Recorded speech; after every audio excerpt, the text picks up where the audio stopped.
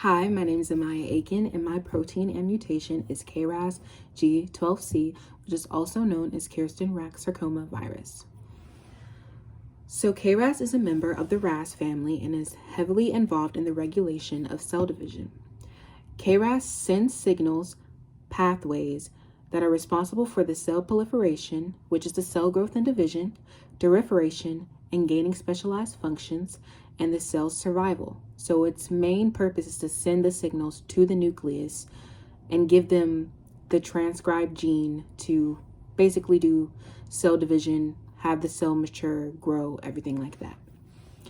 The normal KRAS cycles through the GTP bound active state and the GDP bound active state. KRAS acts as a relay molecule because it relays signals from the outside cell to the cell nucleus. So it's a relay molecule because it gets the signals from the receptor and it takes that down through a process through protein, kinases, and then to the nucleus. The mutation of KRAS favors the active site form of the KRAS by slowing down the hydrolysis of GTP. KRAS controls how the cell knows when to divide, grow, and when to mature. KRAS converts the nucleotide glycine triphosphate GTP into the glycine diphosphate GDP like a switch. So it's like an on and off switch. So it can switch between active and inactive. The normal KRAS, not the mutation. Where is the protein normally found? So KRAS are typically bound to the cell membrane. The mutation is typically found on the short arm of the chromosome 12, and it's also found in a lot of pancreatic cancers and can be found in non-small cell lung cancers and colorectal cancer. In organisms, it's mostly found in humans, but it can also be found in animals. So the protein becomes more active when it is a mutation, because when binded to the glycine triphosphate GTP, it doesn't have the ability to turn off or switch to GDP.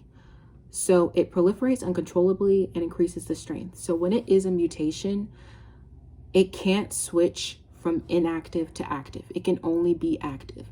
So imagine it's only active, so it's constantly sending those signals to the nucleus to do cell division. So it's making more cells than it actually needs. And that's why it's linked to making tumors, which is linked to cancer. So it's very dangerous, and yeah, so it can only have GTP. It can't have GDP like the normal KRAS. So the main functional groups are carboxyl groups and amino groups, but it also has a single hydrogen atom side chain, which is hydrophobic. It bonds with other hydrophobic side chains also, and the cysteine side chain can form covalent bonds between two sulfur atoms. It's also positively charged. How does your assigned mutation affect the protein function, the function of the cell, and the function of the organism?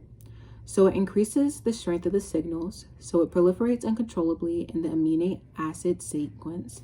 The amino acid glycine at codon 12 is replaced by the amino acid cysteine.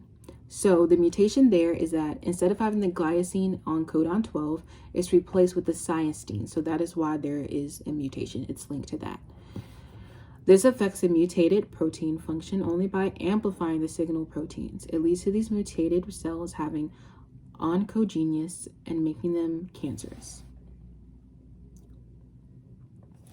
The epidermal growth factor receptor EGFR attaches to the EGF and provides the signaling to the KRAS. KRAS then attaches to the cytoplasm portion of the receptor. KRAS takes a signal coming from the outside of the cell and puts it inside the cell, where the nucleus then acts on those signals. But first, to amplify the signal, the KRAS must activate the PJ3K or any other proteins, and there's a lot of proteins that we're not even going to talk about now.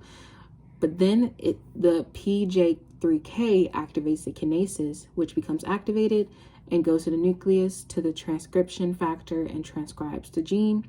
And then finally, it does cell division and other important factors. So for the mutation, it gets very super active and it continuously relays the signals, keep dividing, leads to the production of tumors, which causes cancers. So now I'm going to show you the 3D model. Okay, so this is the normal KRAS. So as you can see, it's sort of shaped like a cell, or it's supposed to be shaped like a cell.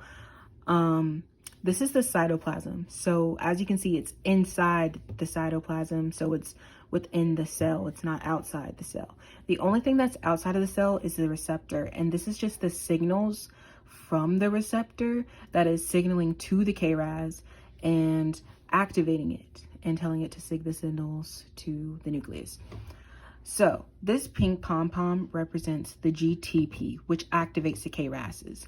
So when it's activated, it can send the signals to the nucleus, which then tells the gene and then says to cell divide, do cell division. Then, as you can see, it's connected to kind of like a rope. It's the pink and the orange is kind of connected. So that represents the on and off switch. So on the normal KRAS, it can switch from active to inactive. So when it is in the orange pom-pom, when the orange pom-pom is on the KRAS, which represents GDP, that means it's inactive and it can't send the signals. So that is what a normal process of a KRAS will do. Also, as you can see, this is the receptor, it's sending the signals. And this yellow pom-pom right here represents the gliosine, which is in the normal chromosome 12. Okay, now I'm gonna show you the mutation. In the mutation, just by looking at it, you can tell that it's pops more. So that's supposed to signify that it is a mutation. It's special. It's nothing normal about it. So what you see first that is missing is that there's no orange pom-pom connected to the pink pom-pom. So that means there's only GTP on the KRAS. Therefore, it's always active. So when it's always active, it's going to continuously send these signals. So from the first normal KRAS, there was only 3 signals being shown, but now there's multiple being shown. So it's uncontrollably sending the signals to the nucleus. It also has a receptor and it's still sending the signals, but the only difference is that there's no off switch and it's only an on switch. And also there is a green pom-pom, and that represents how on the 12 codon there is cysteine instead of gliosine, which is the mutation. The only limitation for this project is that there are so many proteins that first receive the signal before the nucleus. So that's the only limitation to that project. You can't really show that. Also, what's happening outside the cell and inside the nucleus, I didn't get in detail for that, but those are my limitations.